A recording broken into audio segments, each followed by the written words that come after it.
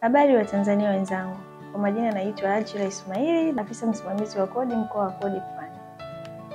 Mamlaka ya mapato ya Tanzania ina jukumu la kusimamia uwasilishaji sahihi kodi mbalimbali pamoja na kuhakikisha kwamba zinalipwa kwa wakati.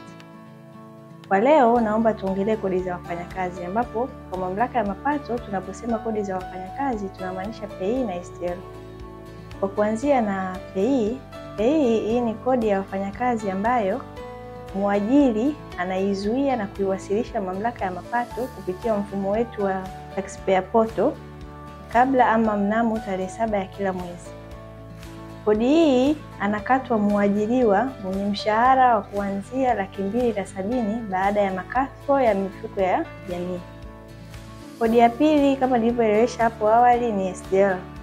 Kodi hii huwasilishwa na mwajiri pia kama ambavyo inapowasilishwa kodi ya PAYE, na yenyewe pia inawasilishwa kabla ama mnamo tarehe 7 ya kila mwezi. Kodi hii anaiwasilisha mwajiri mwenye wafanyakazi kuanzia 10 na ni 3.5% ya mishahara yote ambayo anawalipa wafanyakazi. Hivyo nitoe rai kwa Watanzania wenzangu kuhakikisha kwamba wanafanya malipo ya kodi hizi stahiki ili kuepusha adhabu na riba.